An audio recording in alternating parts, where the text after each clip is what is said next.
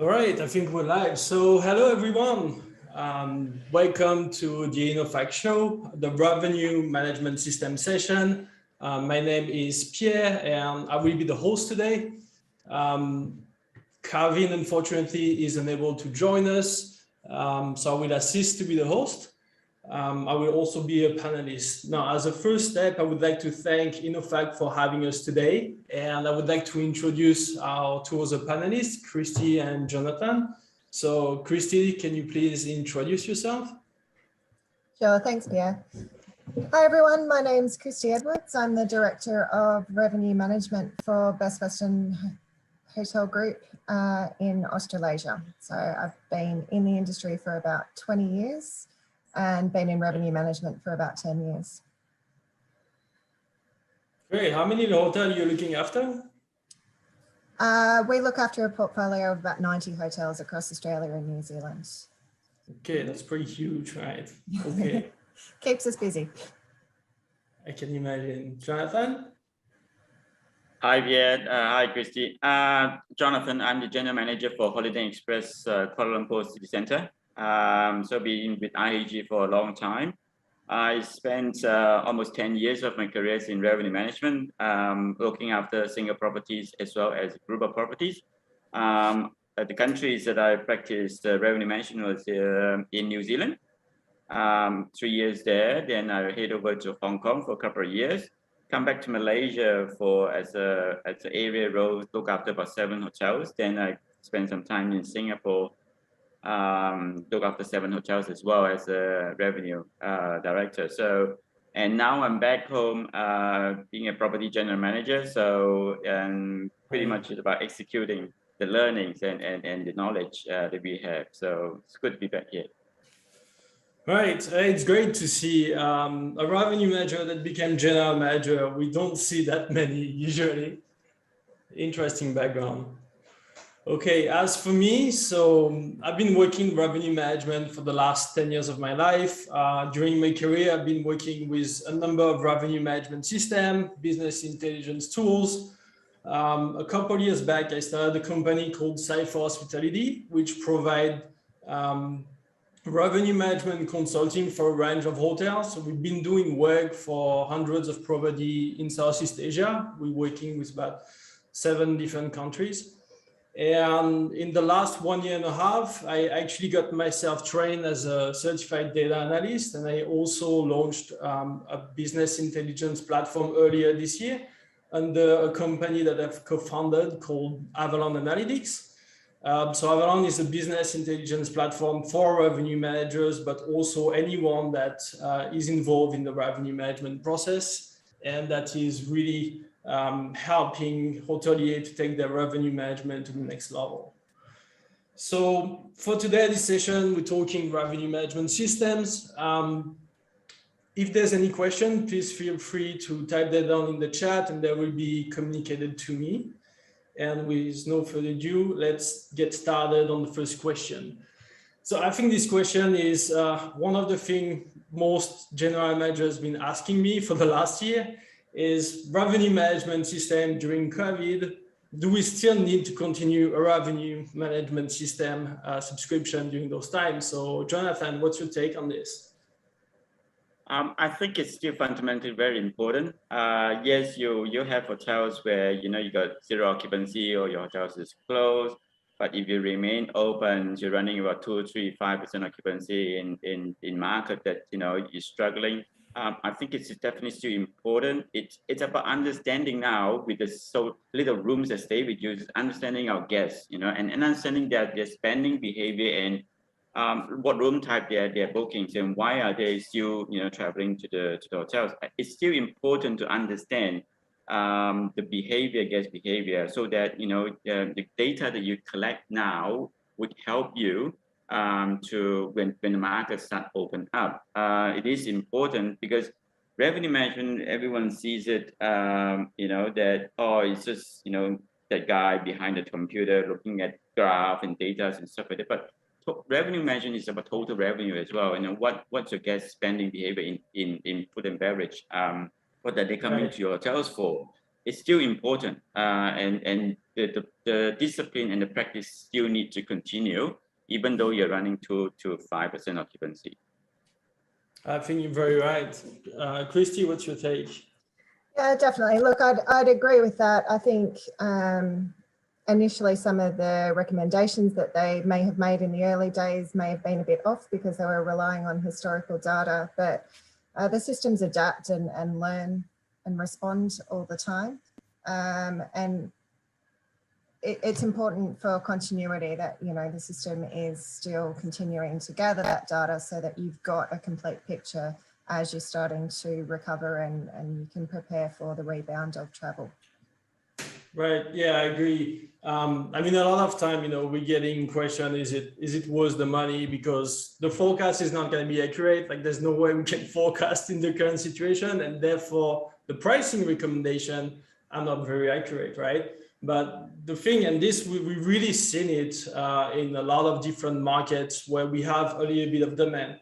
How do you get ahead of competition, you know, and you need to be understanding exactly like who's coming in, what are they booking, and that will help you to like capture more of this market. But also, if you want to develop a lot of offers, you need to understand exactly who you're going to be making those offers for, right? And you're going to need a tool for that, because with the PMS only, you can do some stuff, but it remains quite limited if you want to be ahead of the competition, right?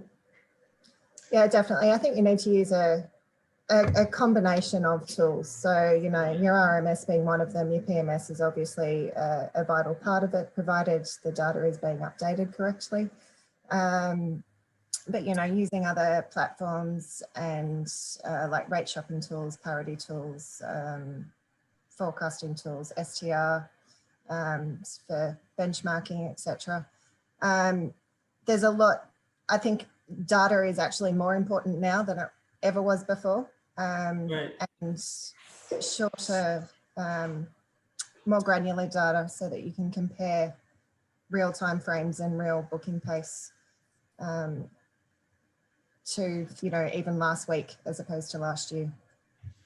Yeah, and I agree with you on that. The only thing that it's, you know, when we're doing revenue management, a lot of time is that now there's so many different tools and that you have to look into the range. And that's why you know, like what we're trying to achieve a lot of time is to regroup everything into like one central place where you can see all that, all your comparison, your STR, your rates, all that stuff. I think it's important because otherwise we're wasting so much time as revenue managers with all the different screens looking at different systems. Yeah. That's right. There's a lot out there to choose from. Yeah. So with that in mind, how do you maximize the business during a low demand environment? Jonathan. So my hotel was one of those lucky ones who has got quarantine business, but that's not stopping about, you know, just getting more revenue. I think in you're running in the hotels, whether or not you're independent hotels or your chain hotels, but you're still a single unit. And as general manager, we need to look after making sure that every ringgit get come in that we can get, we'll get in. We look at, you know, bento takes away. We look at the offices around us who needed to reduce the capacity in the offices, and we will work with them to look at, hey, I got guest rooms that you can see either two or one person and work with that. So those, we call it work from hotel package.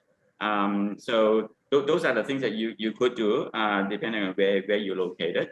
Like I said, food and beverage is one key area, and people are a lot of businesses. Maybe the food trucks or restaurants are closed because they're not allowed to open and because of lockdowns and stuff. But as a hotel, when you're still operating, you can always offer the takeaway.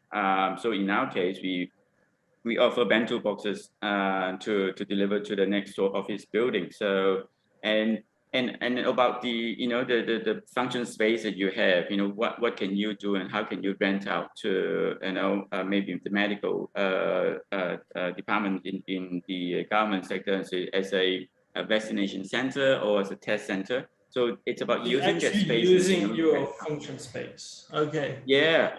Yeah, because in country when they got a lot of cases of skyrocketing, they need space for testing, then they need space for vaccination. So always work Right. with government agency and medical clinic to get it done. So you get some income there.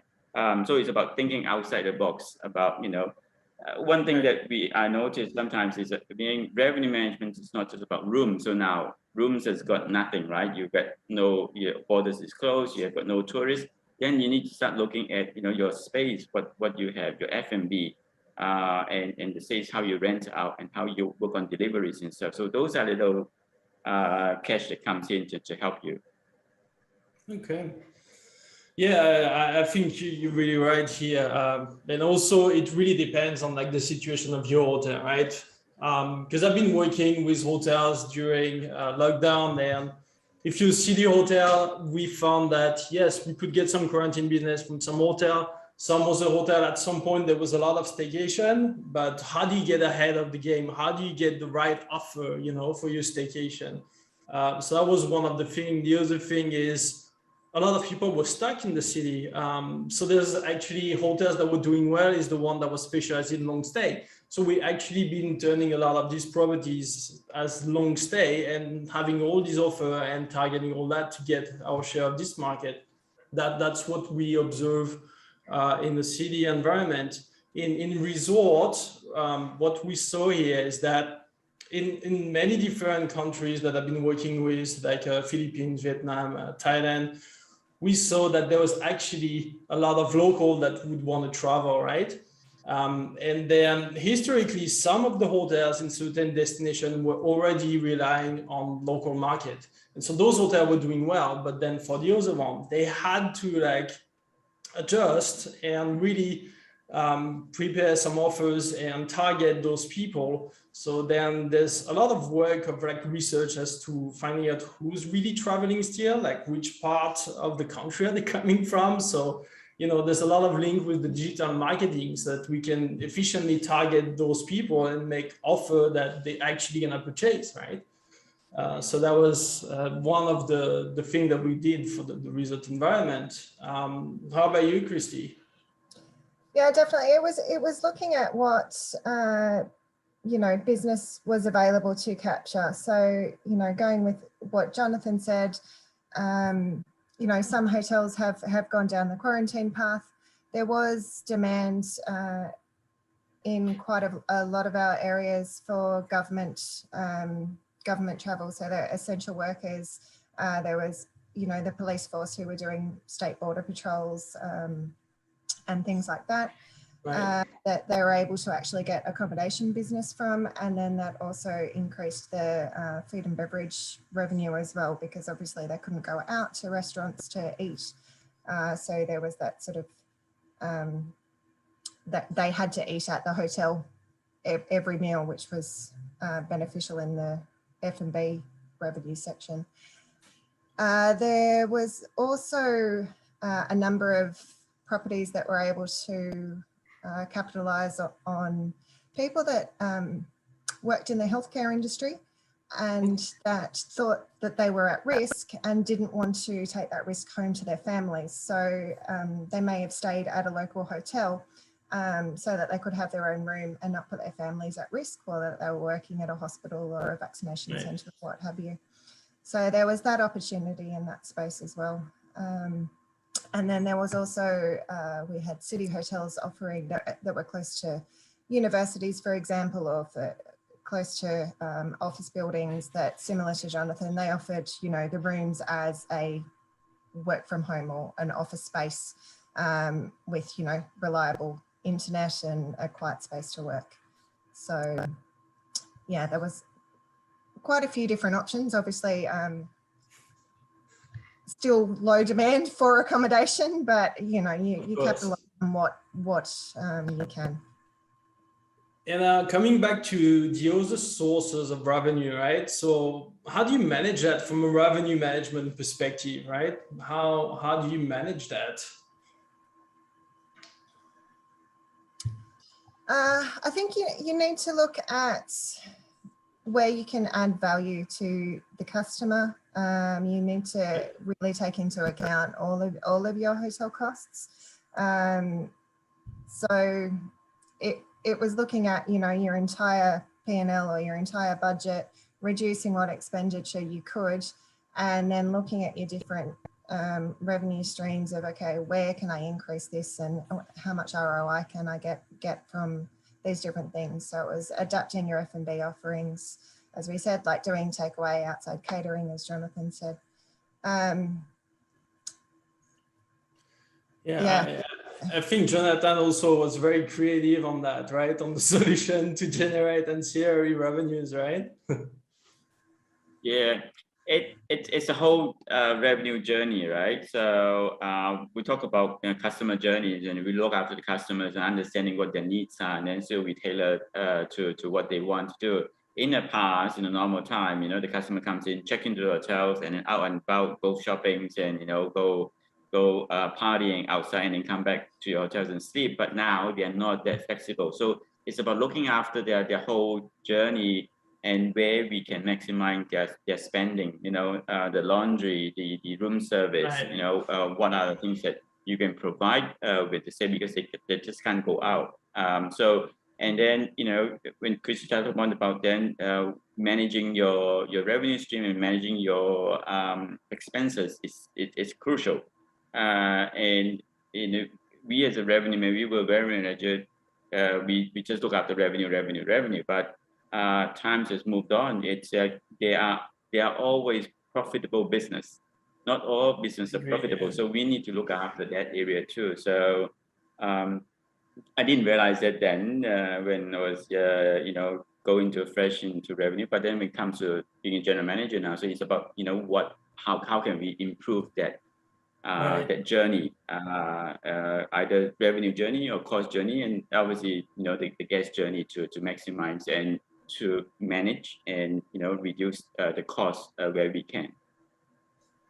Yeah, I really agree. And I think that we've seen a lot of creativity out there.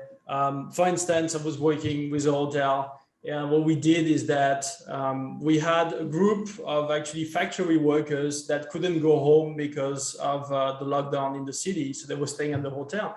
One of the things that they did is set up just like a bucket with a few beers inside that was set when they would come home from work. And then that's the thing that everyone go for. Of course, it's got to be the correct pricing, but that was one of the things. In the more interesting new source of revenues, we actually saw that when they were having a lot of people that were stuck in the hotel, they actually started making a haircut place for all these guests that couldn't have a salon open outside. So they were actually doing all that in-house. Providing all these revenue sources. I think all that is fantastic. What is great though is that we found, I think, a lot of new revenue sources that we probably will keep once the business come back. And I think that would be something really interesting. Okay. Yeah. On the other side, one of the other points I want to discuss is when it comes to direct channels. So we've seen a lot of hotels, and I've been working a lot, that found ways to increase the direct channels production as opposed to OTAs, right? I'm not sure if that's something that you've been seeing this trend as well during the last 18 months. Look, yes, we definitely have. Direct business, direct channels has skyrocketed compared to, and there are recovery of those channels as well, compared to any other channel, is much, much higher. I think the main reason is for the comfort and the security of the guest. You know, guests are looking for that assurance of speaking with the hotel directly, to know, you know, what restrictions are in place at the hotel, what are their cleaning protocols, am I going to be safe when I go and stay there, and what facilities are open and when are they open, so what will I be able to experience during my stay. So that's been a really good trend for the hotels. Obviously direct channels are at a much lower cost per booking than your traditional OTA channels or other channels. So I think capitalizing on that now is very important for future recovery and with the rebound. Right. Yeah, definitely right there, Christy. I think about the consumer now, the guest that comes in the future, and when they understand, you know, in the hotels, how are you keep up with the hygiene and cleanliness safety, and you know, how can you help me to have a safe stay, and how can you make sure that my safety, my health is looked after. So I think it's important to look at that. Well, we can't take away from the benefit from OTA for sure. I mean, they're still our good partners in some form, but the guests are wanting to know directly how hotels can ensure that my stay is as safe as possible. So it's good time to definitely look at, you know, what are the information that you put onto your website, and what, you know, how can you get your direct bookings from your own channels.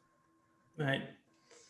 I think there's actually a question that's relevant to that in the chat. So I'm just gonna go and like put on that because it's completely related to what we're talking about. How can hotels win the war with OTAs post-COVID? That's not an easy question.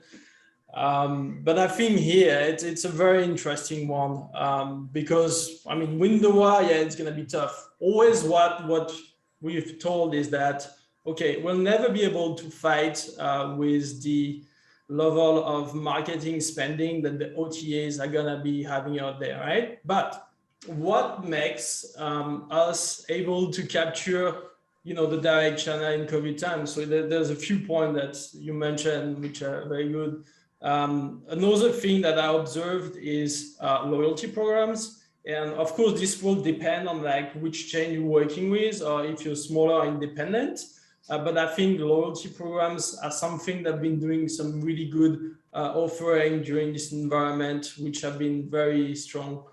The other thing is, during COVID time, one of the things I observed in several hotels is that the digital marketing activities that they've been doing is a lot more than what we normally have. And I do think that there's a direct link between the digital marketing that we are doing online. And I don't think that we're reviewing enough all these strategies with the revenue management committee in a weekly meeting. Because having all these right offers that are placed, positioned and visible and really attractive will help to take over. Why would people just book on an OTAs? I think that's one of the key thing here. Well, what's your take on that? Look, I definitely agree. I mean, we need to work with the OTAs. You know, although everyone likes to call them an enemy, or that we're in a war with them, they do provide an important source of bookings to everybody. I mean, it's just a fact. What we need to do is take advantage of their marketing power, and if we get bookings from them, when those guests arrive at our hotel, make sure that we convert them to direct customers for next time.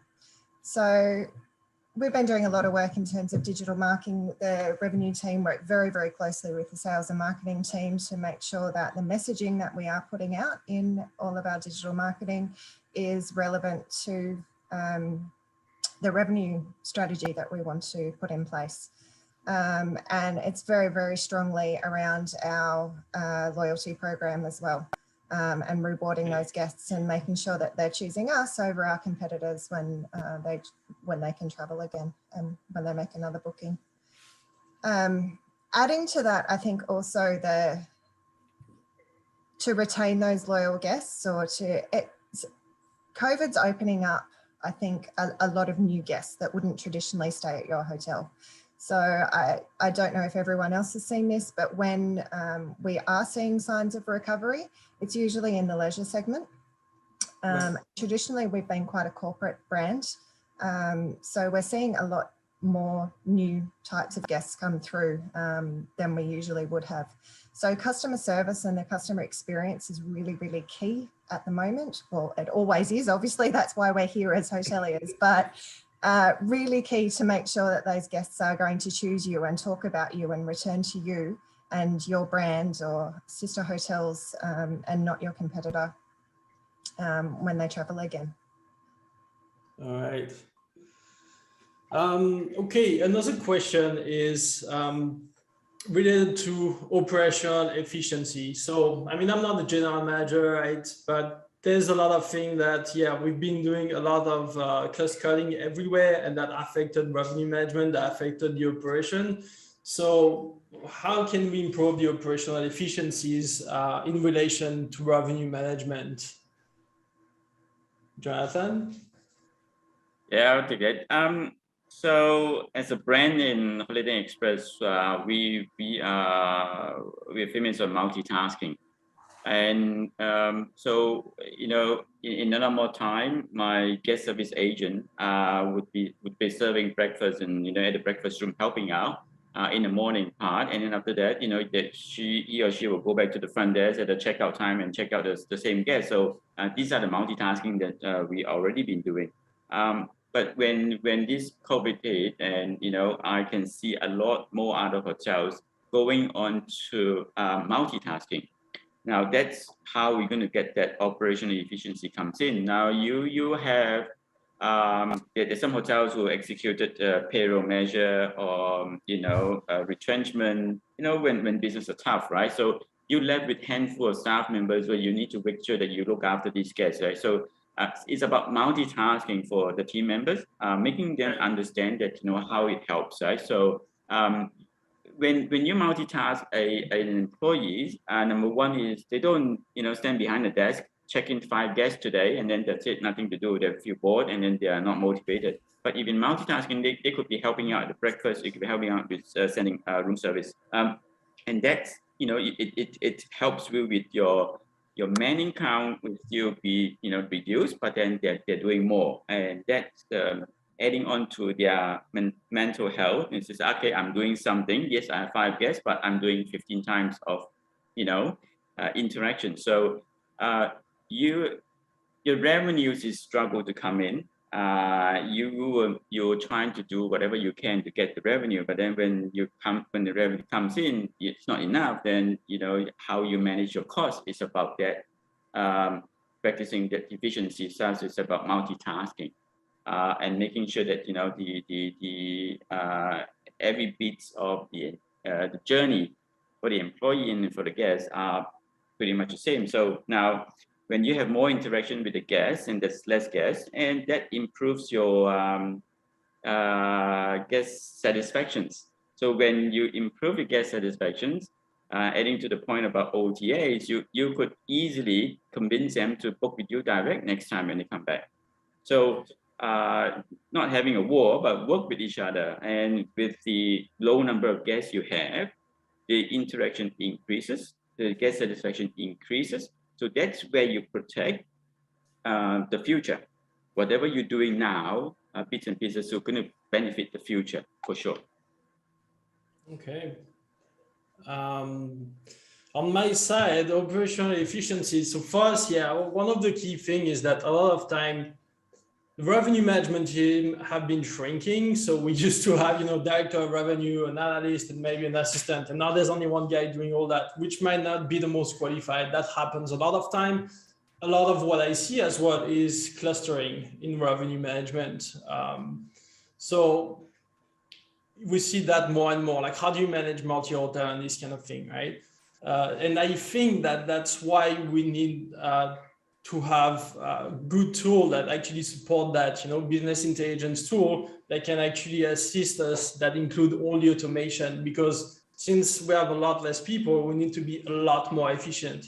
And I think that's where we can have a new tool in the industry, which will utilize all these new technologies of automation so that, you don't have to spend time doing a report ever again, right? Everything should be automated in 2021 so that you can focus as a revenue manager on finding ways of making more revenues, I think.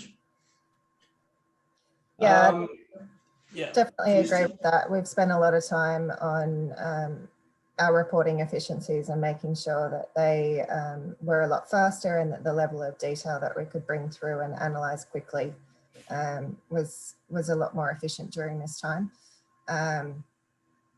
so that, you know, you can make obviously faster and better decisions for the hotels. But in terms of operational efficiencies, like Jonathan was talking about, related back to revenue management, is, you know, we're really looking at, so the demand's low, where can we save on our costs? But in terms of promoting bookings and things, let's try and grow our average length of stay. So we've got reduced cleaning costs then. So that was a really strong one, and we actually have seen average length of stay growth throughout the COVID period, which was helped a fair bit in reduced cleaning costs. And then also things along the lines of self-service buffets are not allowed in our region. I'm assuming they're not for a lot of the world. So things like food wastage has reduced as well, because everything's, you know, a la carte, off the menu, room service. You don't have all those beautiful, lovely buffets sitting there, but you're throwing things out at the end of the day. Okay. All right. We have one last point to discuss before we go on to the question. There's quite a few questions in the chat. So the last point is regarding the reopening strategies. So how can you be efficient in your reopening once the countries are reopening? What the successful strategy here? I'll go. One thing that so for me, I would, for my hotel, I consider closed hotels because we got contracted for quarantine business, right? But then we never stop on executing or looking at our sales strategy and marketing strategy, because we could turn around and say the hotel opens, you know, tomorrow or next month. So what are we going to do? And it's always about understanding and refresh. There's always be a target to continue to work with. One thing that I find beneficial now is that visit my competitors, because with this pandemic, there's so many other elements that goes into, you know, not just services. It's about the cleanliness, the hygiene and stuff. So going to have a look at the competitors and what are they doing and how are they executing their practices in terms of, you know, cleaning your rooms and hygiene and stuff, and how is their you as a guest and what's your customer journey going into your competitors. This is the perfect time to do that, to understand who you're competing with, apart from understanding, you know, yourself, your hotel. So it's about understanding that, and that would gives you a bit of a, you know, insight in, you know, who you're up against with, who, you know, do you really have a new competitors, or those the same hotels, but then the practices, things that they do would slightly change. So I suggest to go into which you did. It's about whatever the data that we collected now and whatever the guest behaviors that we detect now, or those local market or, you know, domestic, either corporate or leisure.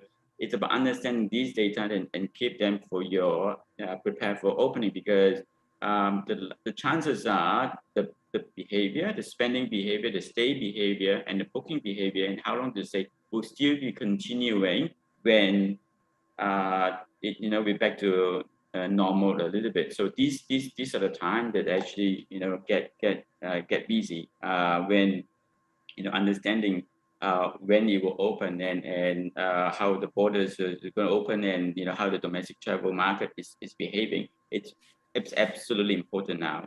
So that's what we're doing.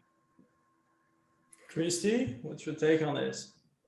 Yeah, look, I actually think it's a really good time to really go back to basics and review everything. You know, start with your customers, start with your customer reviews. As Jonathan said, look up your competitors reviews as well. So what are they doing well? What are we doing well? What are customers actually talking about right now, and what do they want? And so what decisions can I make from that information? What can I implement at my hotel to get ready for higher demand? And then it's going through, again, you know, all your online presence, all your OTAs, your own website, making sure your photography, all your images are clean and fresh, and really highlighting that cleanliness is, you know, a safe environment at the hotel. Make sure your photos aren't from 5 years ago and a dark room, because today's consumer is not going to want to book that. So making sure everything's clean, fresh, up to date, and really highly focused on basically what the customer priorities are going to be, which are safety and cleanliness, and comfort, obviously. And then, you know, from there, it's always back to the data. You know, look at your data. What are the guest booking patterns? What are the guest cancellation patterns? What local events do I have? What opportunities am I going to have to capitalize on bookings coming in? And making sure you're setting up your rates accordingly. I don't think that anyone needs to do huge discounts once demand picks up. It's going to be people just want to travel and escape again. And I don't think that having huge discount pricing is going to win, you know, that extra booking over the competitor. It's all going to be about the experience and flexible booking conditions, so that the guest has confidence that if a restriction suddenly comes into play again, that they can move their stay or they can cancel their booking. I mean, yeah, I really agree with you with that, because I've seen some hotels, like for instance, Phuket, that they did the sandbox, right? And some hotels were actually requesting for a prepaid non-refundable.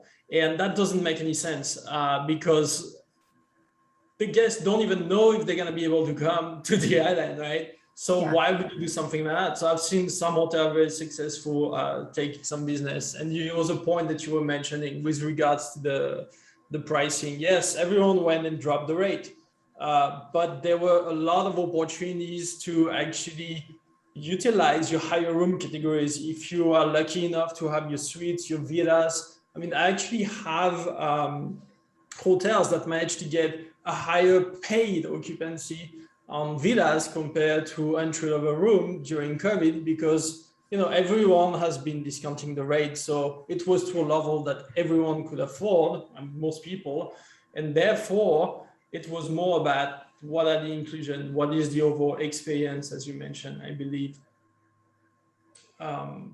And then on the other side, I think for us, what we're doing, you know, when we're looking at reopening strategy, is that we need to make assumptions, which are very hard to make, but we need to have a plan for every different segment that we're working with.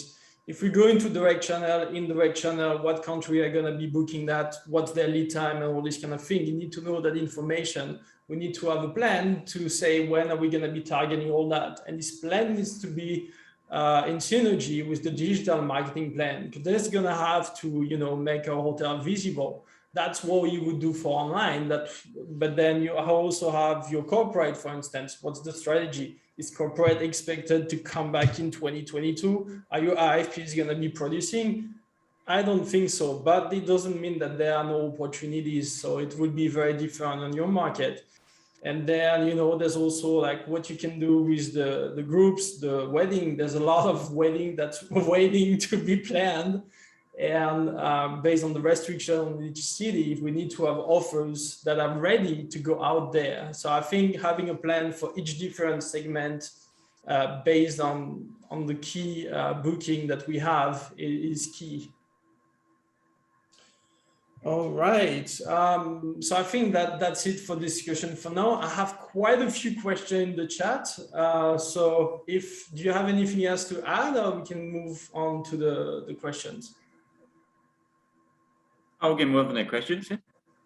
Okay. All right. First one. How do I know if revenue management solution will solve my business problem? Will there be a sufficient return on my investment? I mean, okay, how do I know if a revenue management solution will solve my business problem? So the first thing is that to identify what are the business problem, because, okay, typically a revenue manager, what are they spending their time doing, you know? Is it a problem that they need to be more efficient at their job? Is it a problem that they need to be more efficient at forecasting? Is it a problem that they are pretty junior and they need recommendation on the pricing? I think, you know, we need a little bit more because every hotel is different. And I can't say that every single revenue management system will be adapted to every hotel, right? So I think you need to have a little bit more study on like what are the questions that you're trying to answer. And yes, there are tools to help in pretty much everything. So yeah, will there be a sufficient return on my investment? I mean, yeah, it depends on the size of your property. If you have, you know, a 10 rooms hotel, it's a lot harder, but usually any hotel that's a pretty decent size, you know, you're looking at a few $100s, which can be like 2-3 room amounts that you're paying for your revenue management system. And yes, usually it makes up for it very quickly. Jonathan, you have any point to add on this?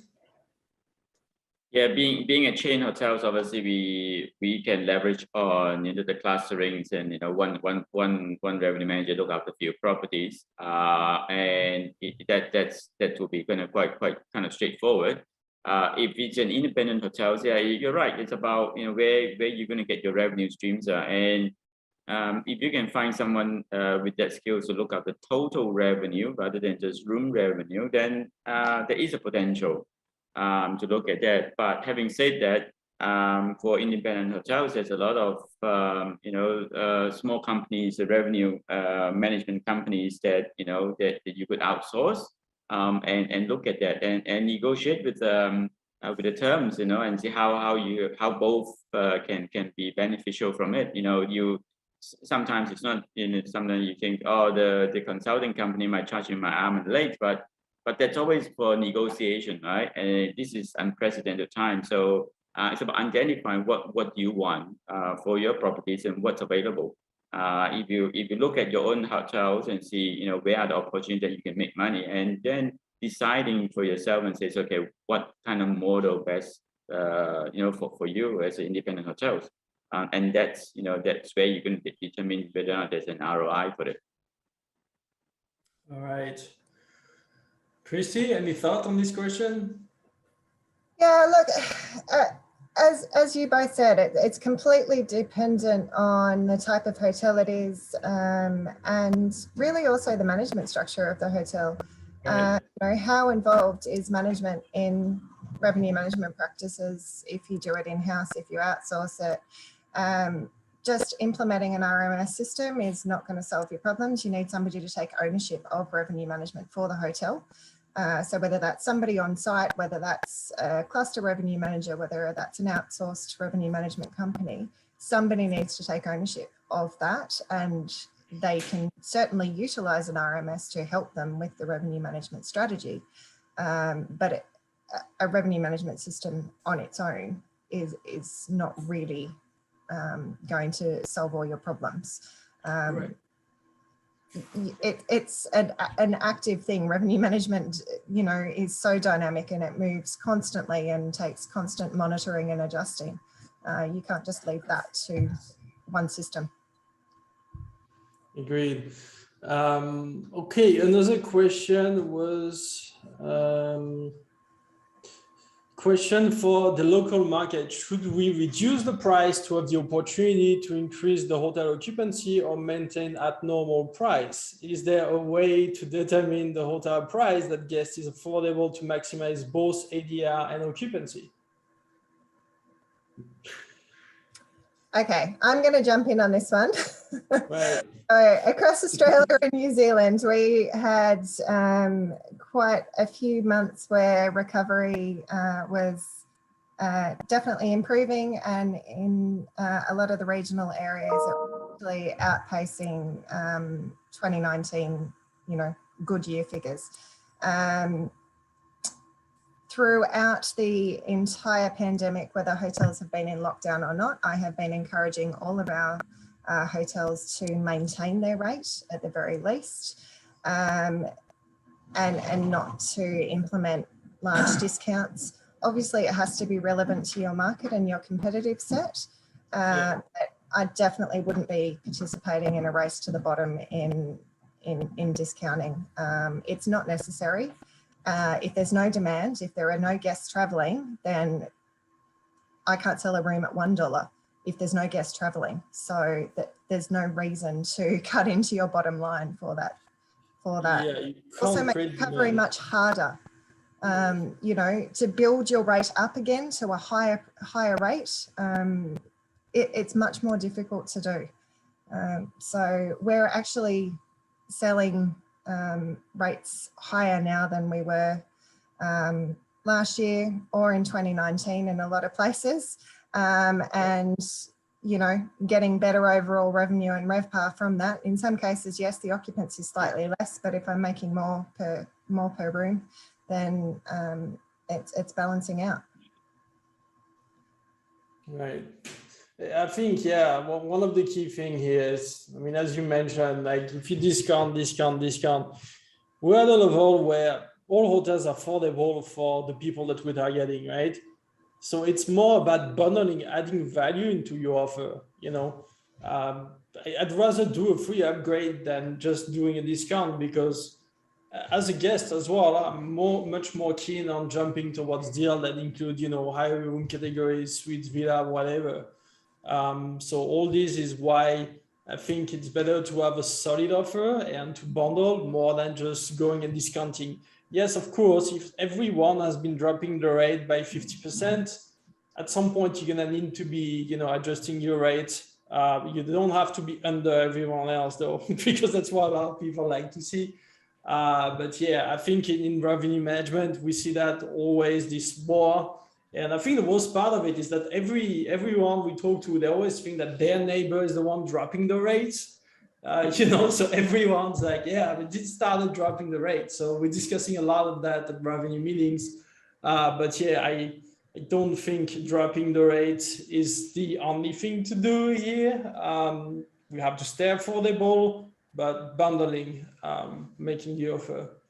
Yeah. All right. What else do we have? Please explain possible way of communication between assets managers and revenue managers. Jonathan, how do you deal with that? Traditionally, the revenue managers reports into either the director of sales and marketing or the general managers, and they don't talk to the assets manager directly. Assets manager, I'm assuming now it's either the owner himself or, you know, the company that, you know, the owns hotels and run the hotels. I think it's important that the revenue managers get involved into these meetings, because they are the one with the facts. They are the one with the data. They are the one with the information, you know. So I believe the assets managers and the owners, they know the situation, right? So it's not about they don't know, they don't bury their head in the sand and refuse to think the pandemic is hitting, right? So, but the communications between the revenue managers and the assets managers has to be more regular. Understanding, you know, how the pricing decision come about, understanding what's the flow of data and how that data comes in and stuff. It's always important. If you have got that open communication from the start, you know, everyone to understand, everyone's the same page, right? So hypothetically, your revenue managers wasn't involved in your, you know, monthly meeting with your owners or your assets manager. Good time to start now. Good time to actually bring them in, you know, so hey, this is the data that we're seeing. This is what, you know, it's telling us a story, right? This is what we should be, you know, trying to go and do that and execute. So if you haven't got a revenue manager talking to asset manager, yep, start now. I think it's important. And when you have got the revenue manager involved into, you know, discussions like this and making sure that everyone's on the same page, it's easy for you to get through this situation. This is a fact, right? So I used to have a revenue managers who just talk to me, and no, you know, we go into the monthly meetings, right? When I was a revenue, I goes into the monthly management meetings with the owners. I goes into the forecast and also the budget meetings with the owners, because the revenue managers is the one with the facts and the data, right? And it helps right? So it's not going for emotion. No, there's no emotions in there. There's facts and data. So it's important that they understand. And Pierre, you said much earlier about it's very hard to find a revenue manager become a general manager. But I think my involvement into the management meetings with the owners, it helps my journeys more easier to transition, right? So there can be a lot more revenue managers become general managers, because if we start involving them and letting them tell the stories, everyone's the same page. There's no ambiguity. Everyone knows exactly what the hotels is heading into. I couldn't agree more. I think I've seen a lot of time that we don't have the transparency that we've been having. And I've been working for a lot of different properties where, yeah, they would like to tweak the information that we're presenting to owners. But, if the situation is bad, it's not our fault, right? Like, it's bad, it's not our fault. But if we can explain why and what we're doing about it, I think is the way to approach it, right? No one likes to present bad numbers, but the key thing is to be able to explain it, to understand it.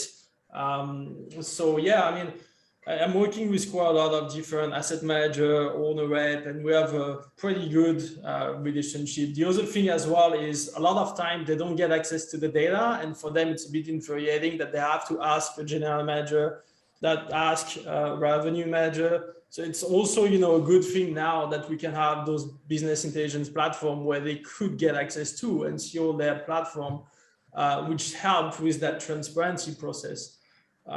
Yes, it's always tough to get questions from an asset manager as to what's going on, but I think it is necessary. And like you very well mentioned, Jonathan, for the development of revenue managers, it should be the case.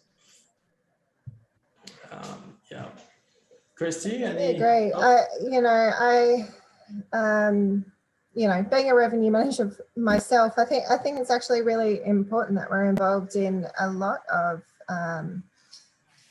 traditionally separate hotel department conversations, but talking to the asset manager or the owners of a property is extremely important, being part of that monthly process and everything. It's also for strategic planning on the revenue manager's part as well. If they're talking about making improvements to the property, you've got scheduled renovation works and things happening, when they're discussing what is going to take place and the timing of that, that's really important to have the revenue manager's input of, no, I can't have 30 rooms offline during this period because I can sell them at really high rates, or, now's a really good time because half the hotel's going to be empty anyway because of COVID. Or, if you do X, Y, Z to the room, then I can charge an extra $50 a night for it. So it's going to, get you an ROI of ABC for your renovation. So it's definitely a very important thing to be involved at a high level in that communication. All right. Okay. I think we are past time. It's already almost 11:10, so we've been delaying a bit. I think there's one more question in the chat. I'm not sure if we have time for this. It's regarding independent hotel. If they cut OTA benefits, how can they expand a hotel brand to international guests when the border reopen? Because independent hotels don't have strong potential to do market activities, international market, like OTA channels. That's a tough one. Yeah, we said earlier about OTA still be with us, right? It still be our friends. I don't think cutting the benefits is the answer. I'm I operate hotels as well, but I think it's about understanding what each other's needs and communicate that, right? So as an independent hotels, yeah, it's tough because OTAs is one of your marketing channels to the outside world, and you need to weigh up the cost and effectiveness, right? You cut their benefits and they're not going to work with you, and then you struggle when the international markets open, and so that's no win-win situation. So it's just about sitting down and have that chat, and this pandemic brings everyone closer So work with them and tell them, you know, what's the problem, make them understand. I'm sure they understand, but it's about understanding each individual cases and see how you can work together rather than being enemies. It's not going to win the case, right? So especially when you're independent hotels. So work with your OTAs. Is there any other way other than cutting the benefits, right? So make them understand the situation. I'm pretty sure they will help. It's about working. It's a partnership, right? It's not you and me, you or me. It's a partnership. Right. It's a partnership, but it's also it's making them do, you know, really you're using them as a distribution channel, so it's making them work for you and implement the strategies that you want on the OTA platform. So you know, the OTA marketing managers, the OTAs themselves come up with a lot of promotions and campaigns and different deals and things that you can do. And the OTA market managers are very, very good at convincing individual hotels that this is the best thing for them at the time. It's really delving in and having a look at what that particular promotion is, what's that campaign, what is this added discount going to do to my bottom line, who else is looking at doing that in market, what's worked in the past before, and how's this going to impact my other channels. So I don't want to undercut my corporate channels. So am I on the GDS? Am I going to be undercutting those corporate bookers, you know, assuming that corporate bookings are coming back? What else is this going to throw out? So it's looking at the whole picture and deciding on what you want to take advantage on the OTA platform and what you don't want to use. All right. So we're reaching the end of the session for today. If anyone would like to continue the discussion, please feel free to connect with us on the platform. We'd be happy to have the additional discussion on any revenue management system or which solution that would fit your particular hotel, because we can't discuss every situation. So I'm sure Jonathan, Christy, or myself would be very happy to connect, so we can see you there. All right. Well, thank you, Christy and Jonathan, for joining. Thank you so much. And Thanks, Pierre. I think that is enough for today. Thank you. Pleasure to have you too. Talking to you too. Fantastic. Great. Thanks, Jonathan. It's been great talking to you. Thank you. Bye. Bye.